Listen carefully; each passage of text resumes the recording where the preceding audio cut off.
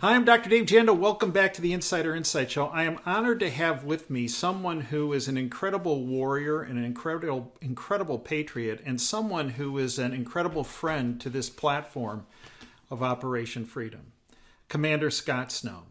A little background on Scott. He logged over 3,200 hours in fighter aircraft, 335 hours of which were in combat.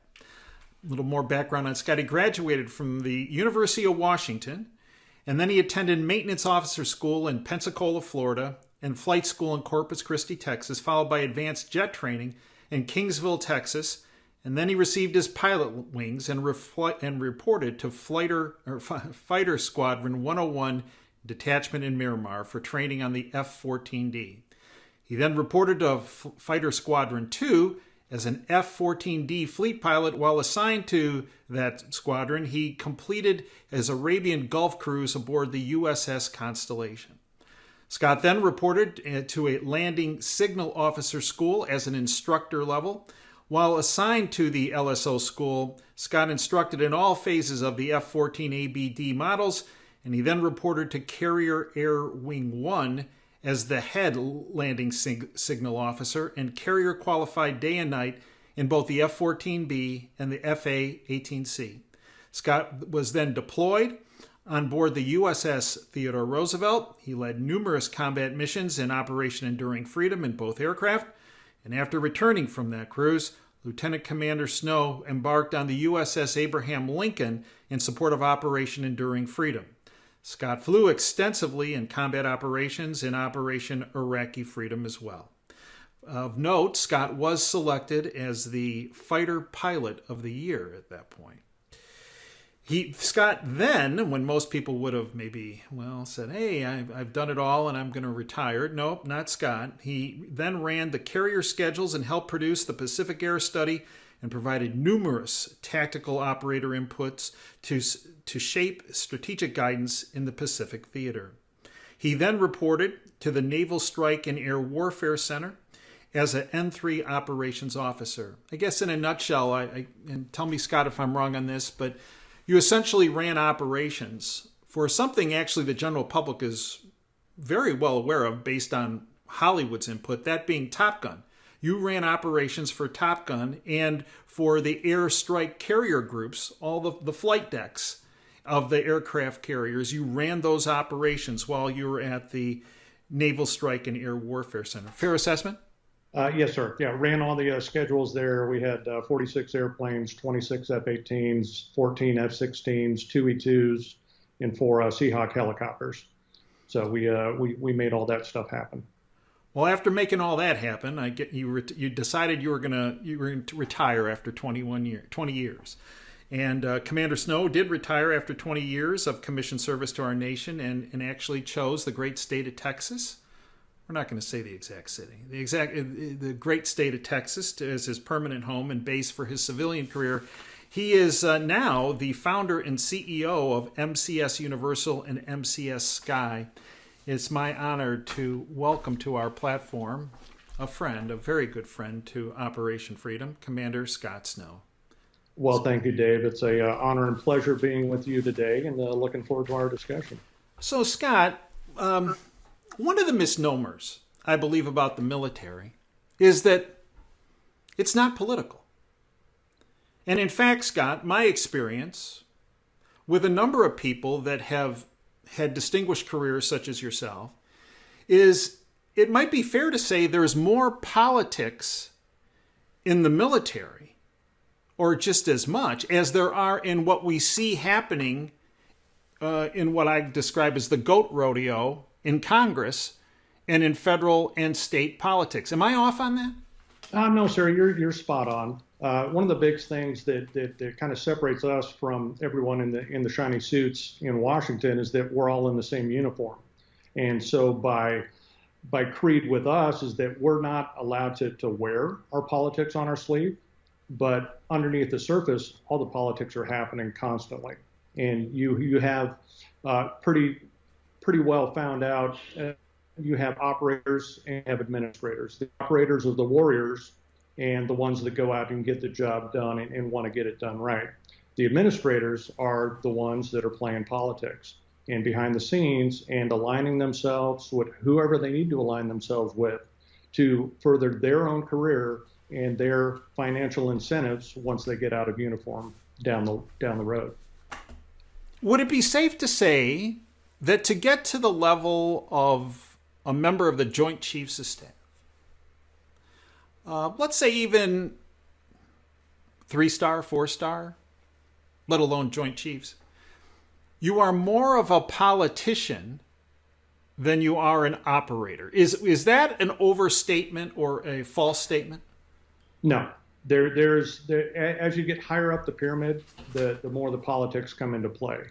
And what you'll find happening is that those that, waver, whatever the way the wind is blowing, that's the way they're going to go. And they've drank the Kool-Aid, and whatever the boss in chief says, they're fully on board with it.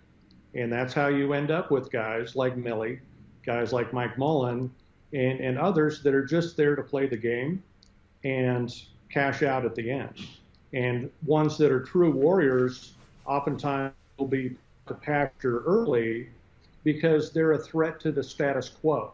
Their possibility of blowing the whistle on the whole charade and telling truth to power really scares them. So those are the ones that get kicked to the side. And those are exactly the ones we need when we get into high stakes, major combat operations. These are the warriors that are going to make it happen. The administrators are going to be busy with their lawyers writing the special instructions and handcuffing all the troops and guys like myself from getting the job done and doing our job and getting it done quickly, accurately, and saving lives in the long run. So is it safe to say, Scott, that someone like George Patton would never make it to a 3-star, let alone a 4-star, let alone back in World War II, a 5-star level, although he had one of his stars stripped? Patton probably wouldn't have made it past 05 like me. They would have stopped him in his tracks because he's too big of a threat to them. And Scott, the vast majority of the public has no idea about that. They believe if you're a 3-star or a 4-star, you are the warrior's warrior. That's how you got there. You're a water walker. They're just waiting out for your next books to come out so that you can tell everybody how great you are. In fact, it's been described to me, Scott, tell me if this is off base, that no one in the military has any clothes on after they're a 2-star. Pretty much. Yeah, they're very few and far between. I would count someone like Mike Flynn, who was able to keep his spine and his soul to do that. But look what they did to him. Look what they did to General Flynn. Right? I mean, he had to be dealt with. Yes. And they did. They bankrupted him. They took his house. They did everything to take his reputation. And if he wasn't such a warrior, they would have gotten it all. Yeah, absolutely. And it's one where, those that, they'll see the writing on the wall and it becomes too big of a fight because you're fighting against something with unlimited resources. So the other day, we all experienced something that I call Biden's Inferno. Not Dante's Inferno, but actually Biden, El Demente. Not Il Duce like Mussolini, Il Demente. Il Demente's Inferno. And part of that was not only the blood red background, Scott, but tell me how this fits in about the not being, quote, political. There were Marines on each side of him. Mm-hmm. Now, tell me if I'm wrong, Scott, but remember when our nation was under attack by Antifa and the Black Lives Matter group? They attacked the White House, attacked Lafayette Park from across it, burnt the Church of the Presidents down across from the White House and Lafayette Park. President Trump, after the unrest was a bit settled, walked across, I would call it a battlefield, and Milley was behind him. And then Milley, the chairman of the Joint Chiefs, apologized because he thought, well, there was some politics involved in this. Well, we are now many days away from Biden's Inferno speech. I have yet to see, and maybe I'm off on this, Scott, but I have yet to see a release from the Joint Chiefs, in particular Milley, talking about these Marines part of a the most hate-filled political speech I have ever heard in my life, and I'm old. Scott, what's your take on the Marines being a part of that scene?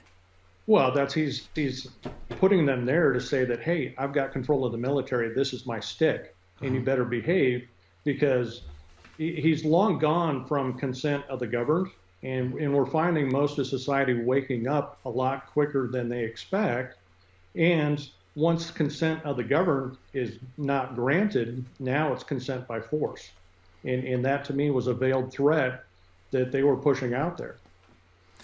Now, Scott, when we speak about the deep state, when I first started speaking about this, when I first went on the radio in 2010, many people called the station and said, this is conspiracy theory, this deep state stuff. And Jan is talking about something called the senior executive service level and all branches of government that he witnessed in the Department of Health and Human Services and you name it across the board. Okay, Scott, you have been on the inside. So, first of all, do you believe exists an entity called the deep state, and that there is something that exists called the senior executive service that's an integral part of what I have called and many have called the deep state, and their means of operation? Yes, very much so. And it's one where you see it firsthand, especially when you get up into the higher staff levels. Because if you think about it, and most public don't know that every time you change to a different tour, you're going to be there 2 years, maybe 3 at the tops. Mm-hmm. And so your ability to implement change over that period of time is like on and off like a switch. So we may be going down one road, oh, your 3 years is up, time to go back. But you have the SES members that are continuity, otherwise known as bureaucracy, and they'll be there for 15 plus years. And so they're part of, oh, well, he's a bit of a rabble rouser. We'll just wait him out and we'll slow walk everything so nothing ever gets done. We'll keep the status quo. I'll keep my 200,000 and change per year job. I'm going to just stay here in place and wait it out. And that's what they do. And that's prevalent across all of the DoD at the higher levels. And that's why it's so hard. We often talked about, it's almost like you have a super tanker and you get to be the captain for a couple days. And you start turning that thing as hard as you can. And here it comes, click, 1 degree. Oh, man, if I only had more time. Click, there's 2 degrees. But for that thing to turn 90 degrees or get all the way turned around, you're going to need a long runway to make that happen. And Scott, in your experience, let's take it when you were involved at the center, in charge of operations, the Top Gun, the carrier groups across the board, as you mentioned. Would the SES members would they try to do some things to try to hamper what you were trying to get done? Not so much at that level.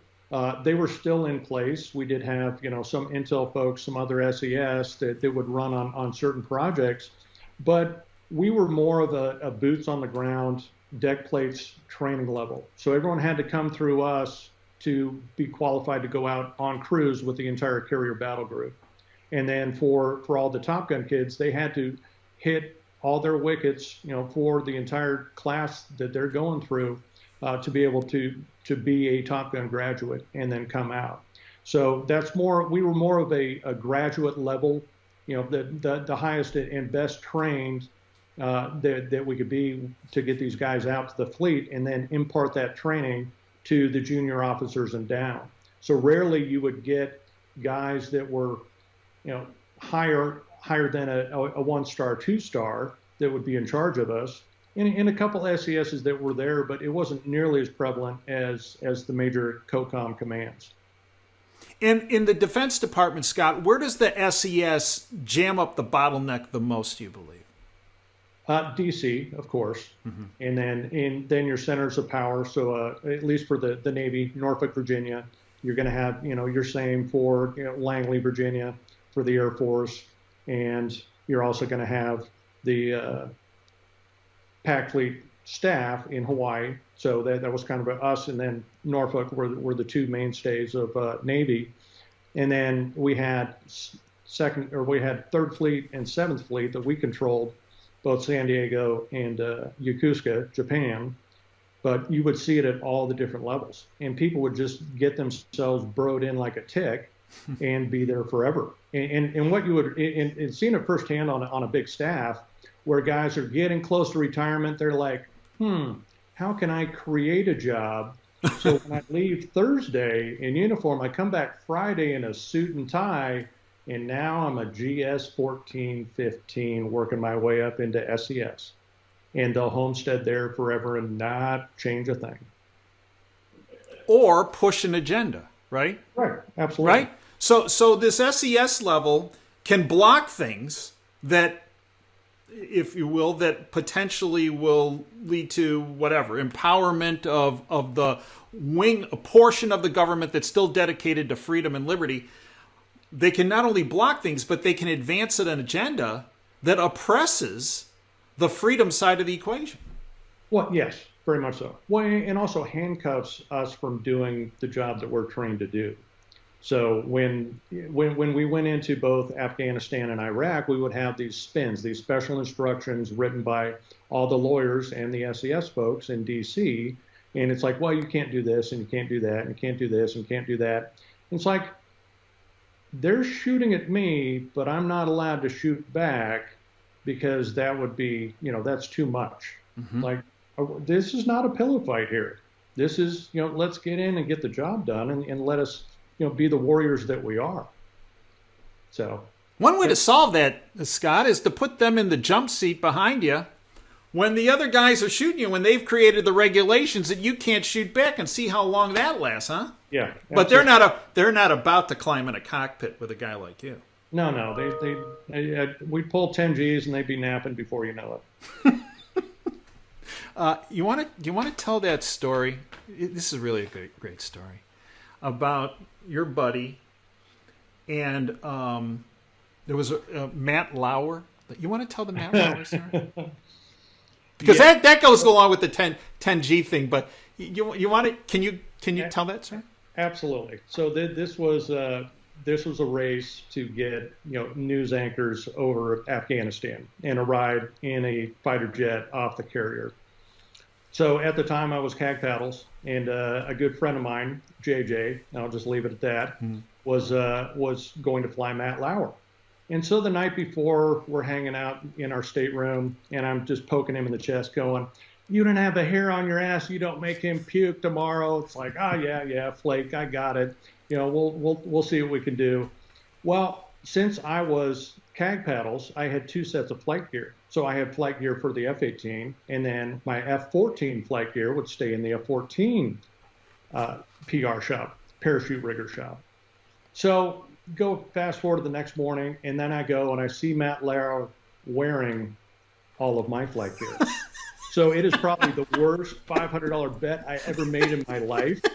And that, okay, you made him puke, here's $500, and he puked all over my flight gear. That was awesome. Exactly what needed to happen. Now, he came back, he was as green as a ghost. And he had all these Dramamine patches in behind his ears, all that. And he was super green. And to this day, JJ and myself go back and forth on who owes who the $500. It's pretty interesting. Yeah, it was the worst bet ever, man.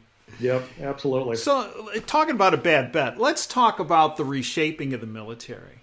And it comes down to wokeness versus readiness, right? And tell me if I'm off base, Scott, but when I talk to a lot of different people in the military, and they tell me, they said, Dave, this is taking an enormous negative toll on readiness and on morale and on recruiting. Now, is that accurate? Oh, absolutely, 100%. And what happens now is that, people coming up, the first thing they're going to learn is how they can, either put in a report against someone that hurt their feelings. And so, they fill out their hurt feelings report, and I was not addressed by my proper pronouns.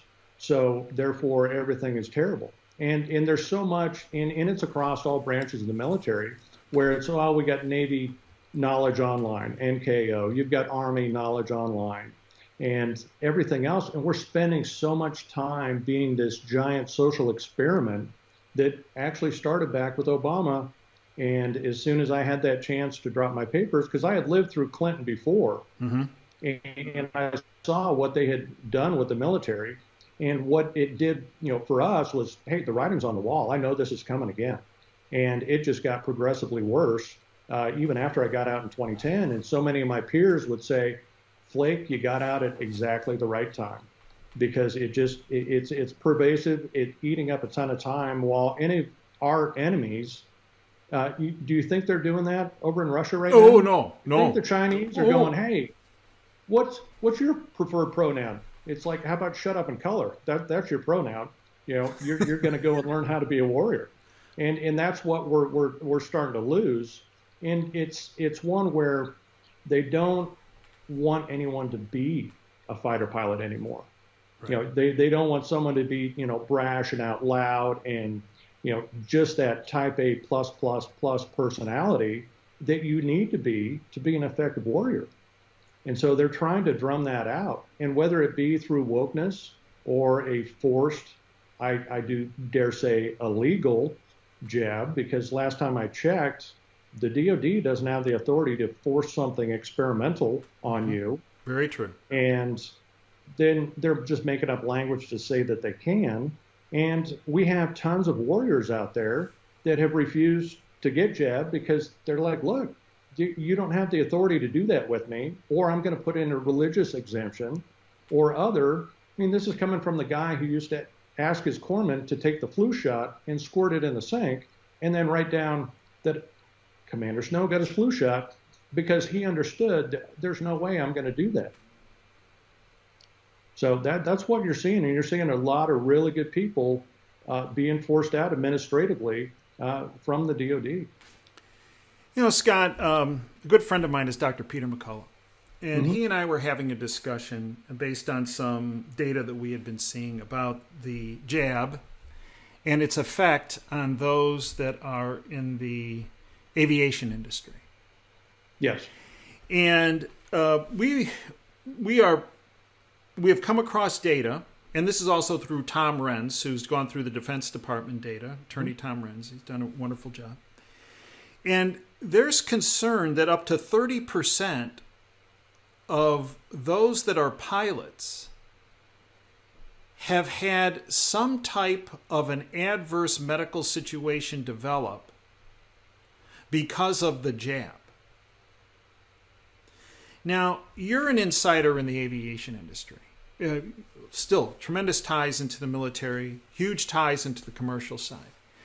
Do you believe that the concern of the aviators that I've spoken to and that Pete has spoken to, do you believe that that's overblown, or do you believe that's a justifiable concern? I think it's a very justifiable concern. If you look at the initial Pfizer documents of what the adverse effects were, what were the adverse effects for the heart, if you can remember? Myocarditis? Pericarditis, myocarditis. Right off the bat. Right. Who Is flying, even high-performance fighter jets, but even your commercial airliners. So they're up, they're flying. It's a relatively taxing job at times, and every single commercial airline guy, as well as every DoD pilot, you're going to have a flight physical either every 6 months, like commercial, or at least once a year in the military. And with that commercial first-class ticket that, oh, by the way, the FAA would not approve the jab either, but they did it anyways, you have an EKG. And how long is it until that starts showing up? And how are these guys going to make it down the road? Because everything's an unknown on the long-term effects of what this is doing to people. And that to me is one of the worries, is that, they've created a perfect storm just from a commercial airline side. Everything shut down for COVID. My own company, I had 7 flights from March until July, things were open in Texas, but we had no place to go. And so the same thing for the airlines. So they pushed a lot of these guys out that were close to 60, 62. Hey, we're going to pay you a minimum rate and you're going to make it through 65. Then you'll get your full retirement. Bye-bye, offloading all this labor. And now come back, you have a lot of guys that just left because they didn't want to take the jab. And now you have a massive pilot shortage across the entire industry. And that's why it's such a train wreck for commercial airline schedules, is that they don't have the manpower to do it. And you can't build one overnight. When they instituted, you have to have 1,500 hours in your ATP to be able to go fly for the airlines. You just killed all the seed corn. You killed all the kids that have 350 hours, 400 hours that would normally go to the commuter airlines and build their time there and then graduate up to the majors. And that was done during the Obama administration, wasn't it? Absolutely. Yeah. That was an Obama dictate. Probably a dictate that originated and was pushed through with the help of the senior executive service that we talked about earlier. Absolutely. Well, I don't want to speak bad about the FAA because much like any of these three-letter agencies, they're always like, oh, who's that? What? Why are they always three-letter agencies? Hey, we're the WHO. What? Couldn't it be the who else or something? No, it's got to be three letters. Right. No, we're the the World Economic Forum. That's three letters. Weird. Yeah. CIA, FBI, letters. I don't know. There could be something in common with these guys. Yeah. There is something in common, and it ain't good, Scott. No. So many people say, well, you hear Buttigieg, the Secretary of Transportation, the failed mayor of South Bend, Indiana, couldn't even fix the potholes. He's the Secretary of Transportation. He talks about, well, this is a temporary problem on the pilot side for staffing, but this will get rectified in a fairly quick fashion. Scott, based on what you have educated me on, no, this is not a short-term problem. No. And it's made worse by all these government regulations and mandates that have been put into place. Yes. Well, they're basically making it difficult for the industry to survive in the long term, because you're pushing it twofold. Is that you can't. It's too expensive for kids to go and get 1,500 hours, and the payback's not there. It's like look at yourself. It's like when you went to medical school. And you came out, you had, hey, I'm going to have this amount of career, and this is going to be, a certain amount of pay for my initial investment in the front end. Well, their initial investment in the front end is not going to get paid off for 20 years. And then they're being forced into medical interventions that you and I have spoken about that don't have a long-term track record, and it has a track record of some significant downside. Yes. Right now, Scott, many of your students, proteges, are now in positions of leadership within the military. Tell me what they're finding in the people coming through at the fighter training level, at the carrier strike force level, at the Top Gun level. What are they finding as far as, I want two different sides to this equation. Mentally, where are they compared to where guys like you were mentally? And physically? Okay. Well, twofold. Mentally, there's you expect. So you're going to have some that are great and some that aren't. So a quick, I flew most of my combat missions with the Marine Corps, and I love those guys to death. And one day we're walking to go do a hop in Afghanistan, and we have these blue 109 penetrator bombs. And it's a hardened warhead on it. And we're walking up, and one of my other Hornet buddies looks over at, one of my wingmen and goes, "Hey, Rick, you guys have blues. You got blue bombs." He looks at him and goes, "Dude, those bombs are gray."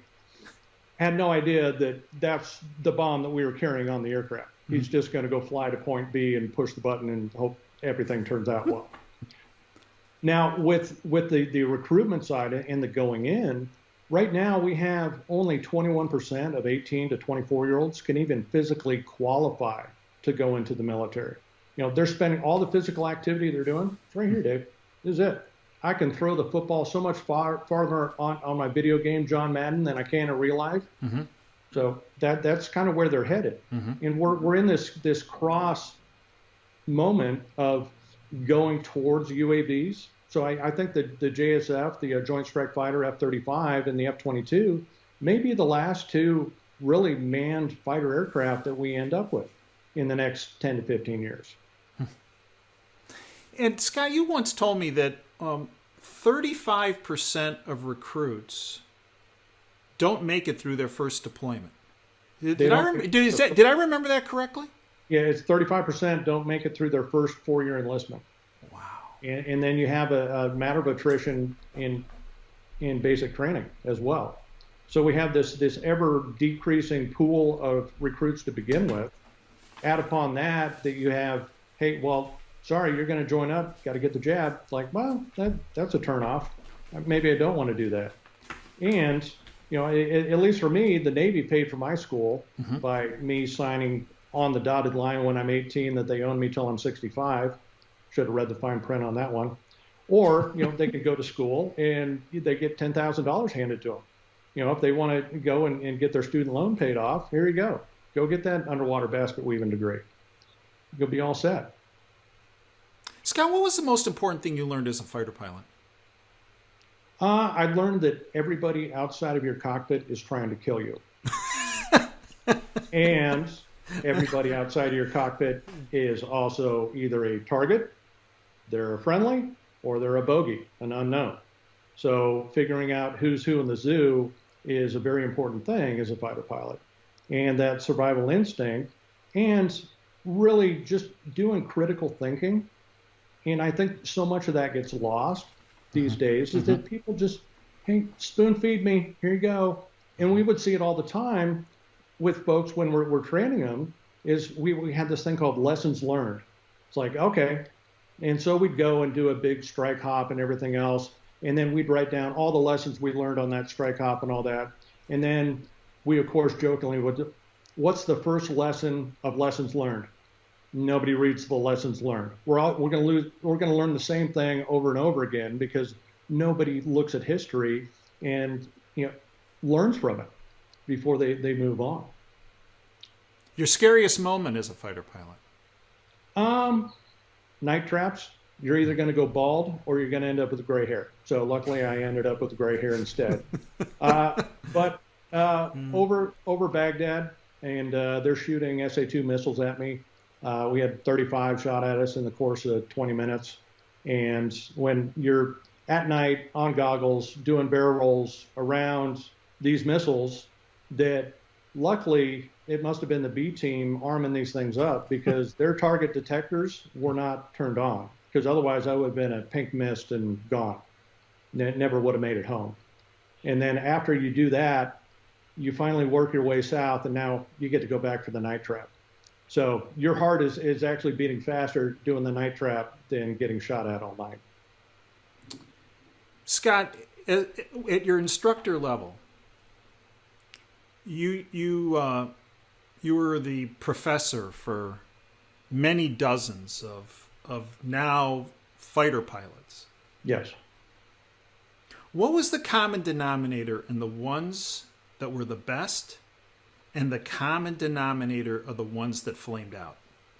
Humility. Interesting. When you approach something with humility, mm-hmm. we can teach you.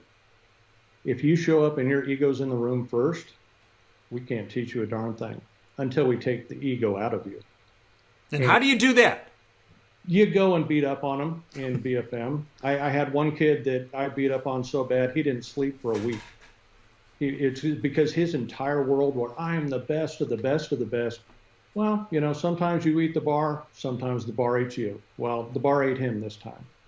And it's where you have to break that down and then piece it back together. And that goes across the military, is that you're not going to be the individual, this or that. You need to learn how to work together as a team. Mm-hmm. And with a team is a common goal and something higher than yourself that you want to strive for. And that's one of the things that they're kind of ruining with mm-hmm. the military is with all the wokeness and I'm an individual. I identify as a goat. Well, great. Be the best goat you can be, but I don't. Last time I checked, goats don't fly fighter jets real well. It's maybe an opposing thumbs thing, but I mean, it's one where everybody, and it's why in boot camp they would shave everybody's head and make everybody exactly the same. You know, you break everyone down to their lowest common denominator and then build it back up together as a team. And it goes throughout fighter aviation. It goes through any form of the service. That's how you build quality, success, and professionalism. And Scott, many people will say, well, the current leadership of them, about all individuality and not about building a team. Well, maybe, yes, they're just not.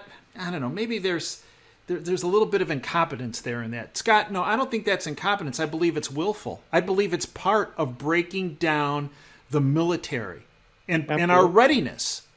Yes, 100%. And you saw that as the societal creep of wokeness and conformity to the general malaise and everything that we have in society now. You just think of how far society has changed from 1950, beware the military-industrial complex, to where we are now. It's, well, here are my preferred pronouns, and I don't like to fly on Thursdays.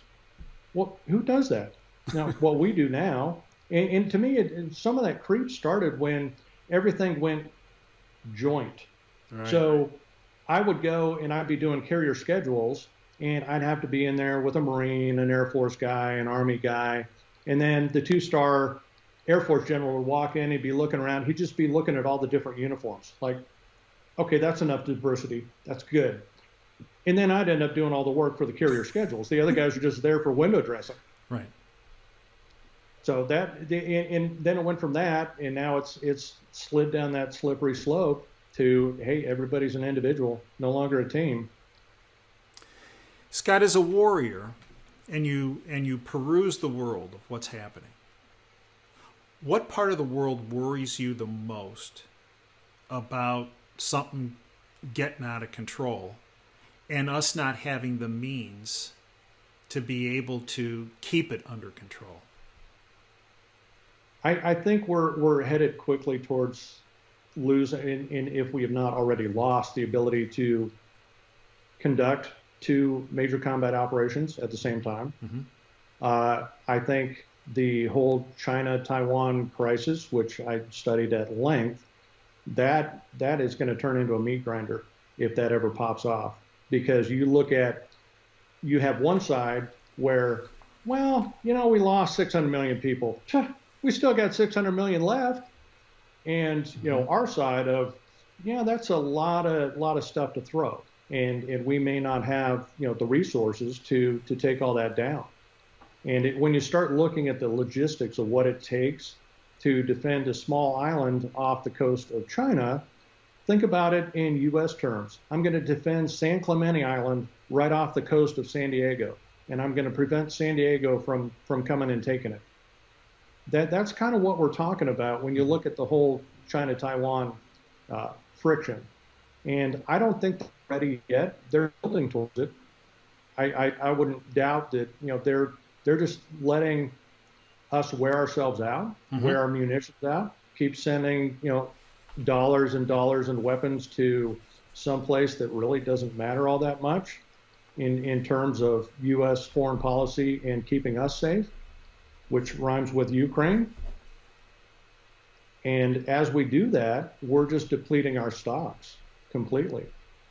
And when you have things like, I don't know, a strategic oil reserve, that's reserve. That's not, hey, well, let's just kind of sell all this off and bring some prices down and make everybody happy again. That'll be great. When I started the radio show back in 2010, there was a professor at the University of Michigan in the aeronautical engineering department, Dr. Bill Kaufman, who had raised the red flag and said, wait a minute, we have infiltration in our department by operatives of the Chinese Communist Party with ties to the Chinese military. And they're stealing our weapons technology. Now, Bill Kaufman was ostracized. He was targeted by the U of M administration, essentially they did everything in their power to get rid of him. The government actually tried to make life difficult for Bill. Bill has since died. But Bill would make the point that based on the infiltration that was occurring, not just at the University of Michigan, but at the major universities that did weapons technology research, that it would lead to a point, he would say around 20, at least at the earliest 2020 and possibly 2025, where they would actually have superiority based on their stealing ability of our technology and then enhancing that technology. Was Bill right? He was 100% right. It's called R&D, rob and duplicate. And that's exactly what they have done. If you think about it, China in general, they went from I'm farming a field to I'm in a city with a cell phone in my hand. So they made that leap of technology pretty quickly. And it didn't help that there are a lot of other Western players on the market that are happy to sell technology. Say 5 Italian radars showed up, but we ordered 200. We're going to stop it at 5. We're going to reverse engineer them. And now we have this new 4th and 5th generation technology that we got for little to nothing. Or we're going to have a contract with a bunch of, building Russian fighter jets. And we're going to build so many, hey, we know how to build these now. We're going to build another 200 more. But we're not going to pay Russia for it. We're going to take it all we learned, and now we're going to build the exact same copies. There is this perception, Scott, that is put out through the media and through government officials that we have such massive air superiority over any potential aggressive enemy of ours, such as China or Russia, that we have such massive air superiority over those entities that we really have nothing to worry about. Is that true? There's a quote I like to say, which that quantity has a quality all of its own. There's a quantity problem going on. So we've gone into this whole technology bend of, well, we're going to make the F-22. Well, did you make 5,000 of them? No, we only have maybe 200 or 150. Okay, well, we're going to put it all in the F-35 now. Okay, well, how much does that one cost? Well, it's $100 million for the production copy, but never mind the $1 trillion we spent in R&D to push it out there, and now we're outgunned. You may have this super advanced fighter, one, versus 6 to 10 other fighters that aren't so fancy. But what if you only have 4 missiles, Dave? What if you only have 6 missiles? And you have 10 guys that show up? I'm out of missiles. Now what? So that's kind of the direction that heads, and you start getting overwhelming odds against you very quickly, because it's not defeating that first one guy. I got to defeat all of them.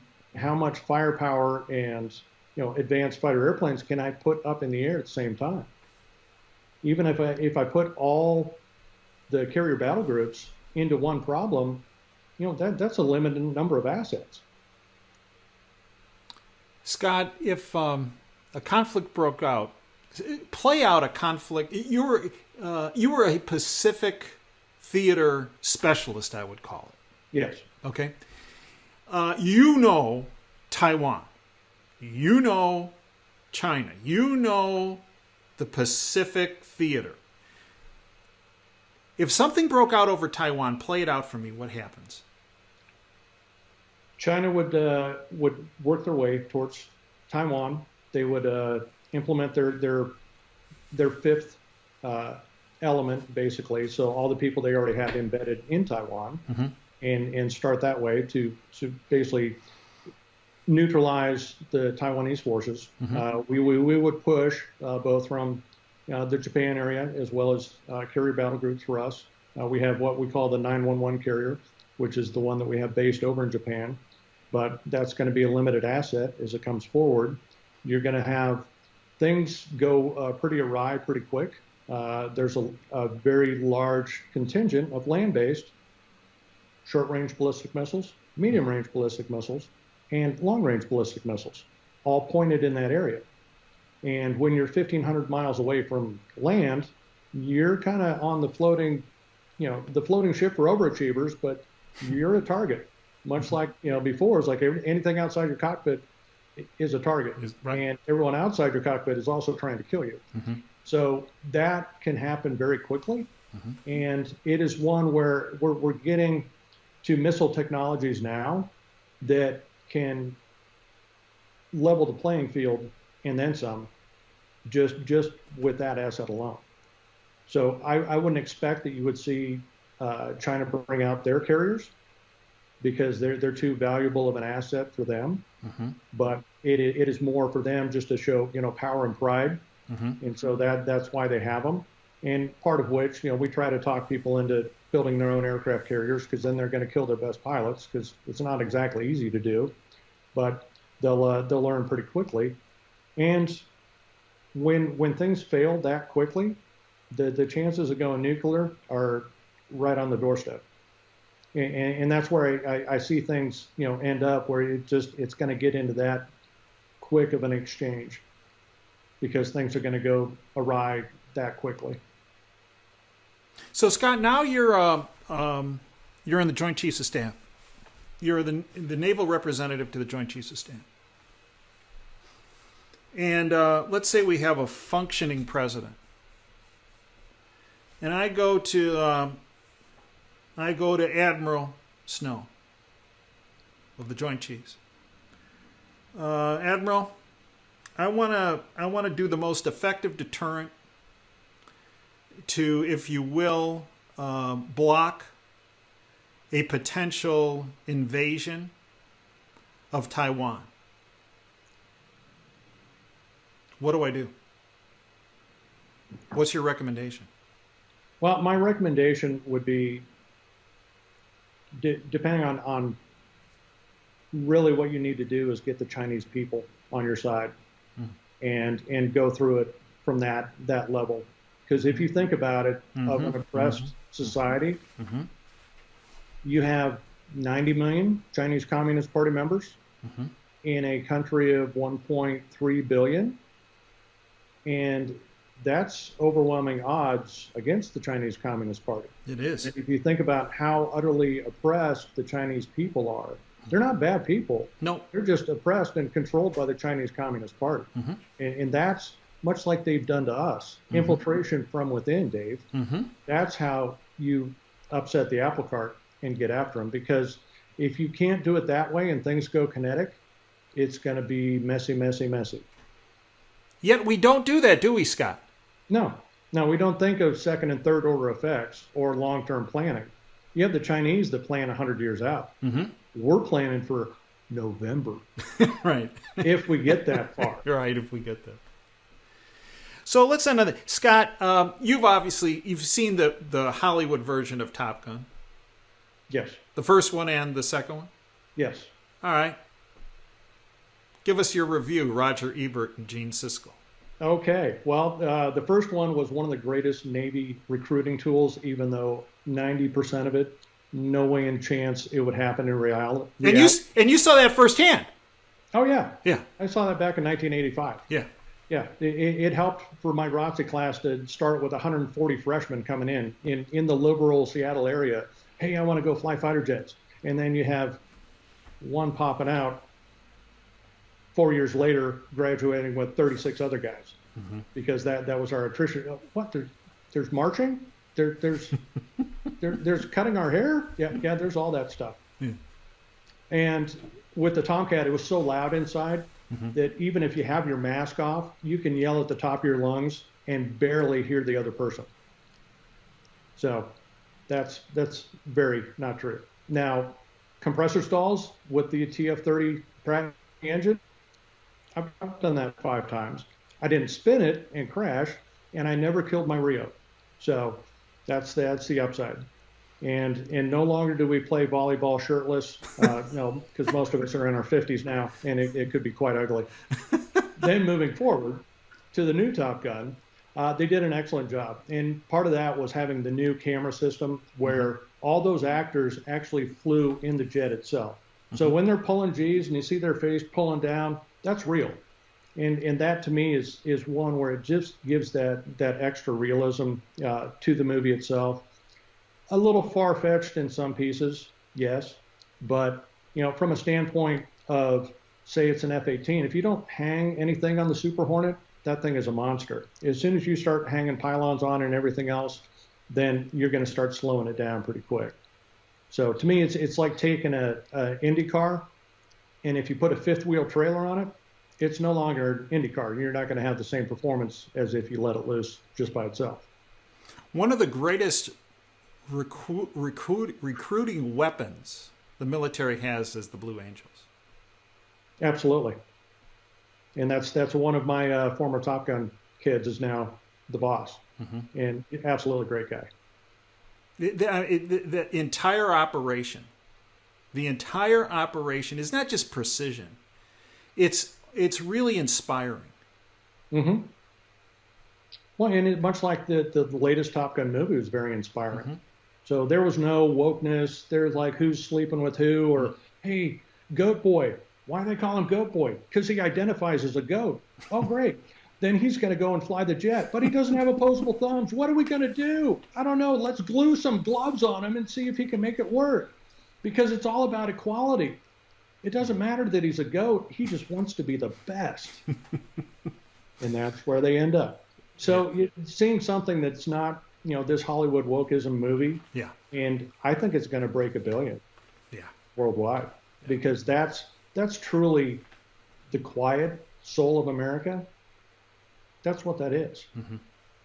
And I believe it's driving the Millies of the world nuts. Absolutely. It's exactly what they fought against all these years for this to hit. Yes, very much so.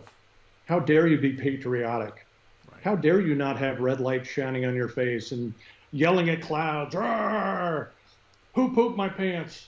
Sir, you did. Oh, where am I? Then, that's what you end up with.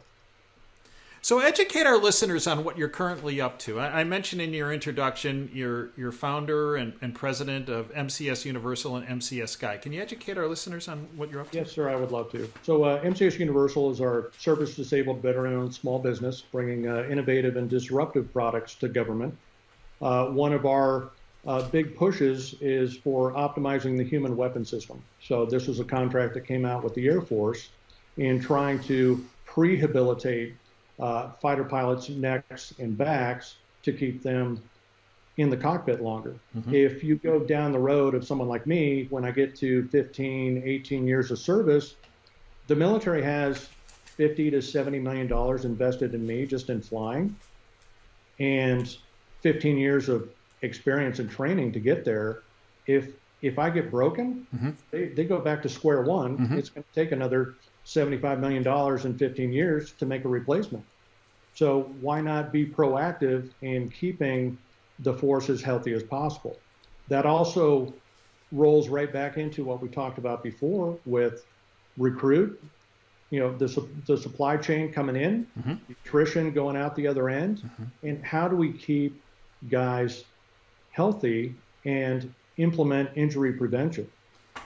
Right now, it's across DoD, you have an injury prevention metric where it's 60% of these injuries can be prevented proactively.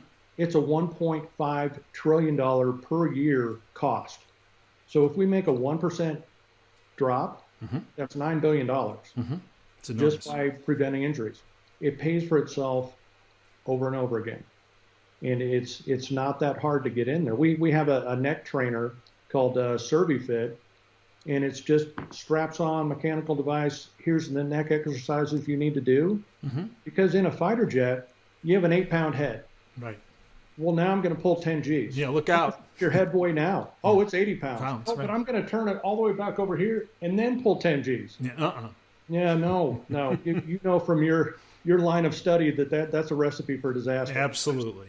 And now you start putting helmet-mounted sights on top, adding more weight to the head and neck, night vision goggles on the head and neck. Your neck is only one neck. There's not 3 necks. There's one. So getting that as strong as possible to help resist those forces.